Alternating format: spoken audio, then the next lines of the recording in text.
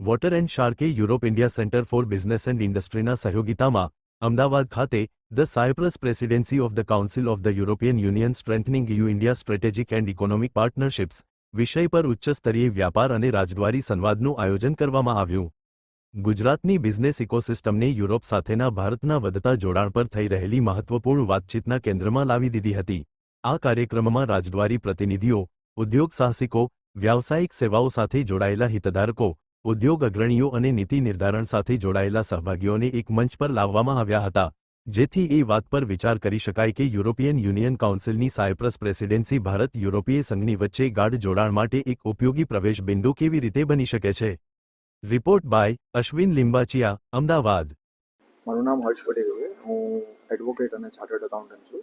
Founder અને global CEO of water and shark, એક global advisory firm છે જે સીએ, લો અને ડિપ્લોમેટિક એડવાઇઝરી આ ત્રણેયને કમ્બાઈન કરીને ગ્લોબલ લેવલ પર ઇન્ડિયન એન્ટરપ્રિન્યોર્સ અને ગ્લોબલી જેટલા બી બિઝનેસમેન છે, મોર દેન 100 કન્ટ્રીઝના, અમે એમને ગ્લોબલી કેવી રીતે બિઝનેસ સેટઅપ કરવો, સ્ટ્રક્ચર કરવું, ટેક્સેશન ને કરંટ ફ્રેગમેન્ટેડ અને ચેલેન્જીસ વર્લ્ડમાં કેવી રીતે ફ્રીલી એક કન્ટ્રીથી બીજી કન્ટ્રીમાં પોતાની વેલ્થ અને મોબિલિટી ઇન્ડિવિજ્યુઅલને કેવી રીતે ફ્રીલી મૂવ થાય, પ્રોટેક્ટ થાય, રિઝર્વ થાય અને પ્રોસ્પરસ થાય. કારણ કે અમે માનીએ છીએ વસુદેવ કુટુંબકમ. આ આપણા દેશનું અને વોટર એન્ડ શાર્કનું કાંઈ ફિલોસોફી નથી. વસુદેવ કુટુંબકમ એટલે વર્લ્ડ એક ફેમિલી છે. તો આપણે બધા ગ્લોબલ સિટીઝન છે. તો દુનિયામાં ક્યાં પણ જઈએ તો કેવી રીતે આપણે આપણો બિઝનેસ, આપણી ફેમિલીને પ્રોટેક્ટ કરીએ, પ્રિઝર્વ કરીએ અને કેવી રીતે આગળ ગ્રોથ કરીએ એ જરૂરી છે. એના માટે અમારી ફર્મ એ એન્ટરપ્રિન્યોર્સને અક્રોસ વર્લ્ડ એડવાઇસ કરે છે.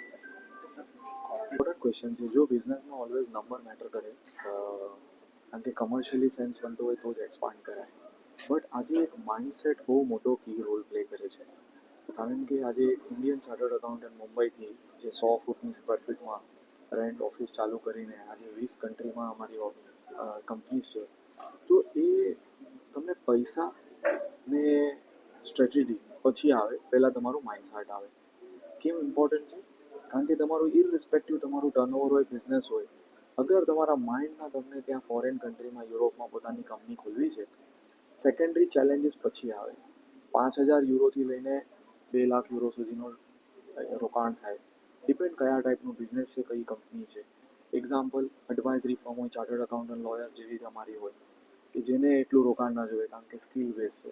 આઈટી કંપની હોય એને 5-10 હજારમાં ડોલરમાં, યુરોમાં કંપની ખુલી જાય. સાયપ્રસ કહો તમે, ઇટલી કહો કે રોમાનિયા કહો કે આયર્લેન્ડ, આ બધામાં રિઝનેબલ કોસ્ટમાં કંપની ખુલી જવાથી સક્સેસ નથી થવાનું. એની સાથેના જે ફેક્ટર્સ છે બધા, હાયર કરવું પડે, ઓફિસ લેવી પડે, ત્યાં તમારું મેજર રોકાણ થાય. એટલે હું હંમેશા એમ કહું કે તમે એક કન્ટ્રીમાં કે રિજનમાં, સાયપ્રસ યા તો યુરોપમાં એન્ટ્રી મારો પોતાની નાની કંપનીથી.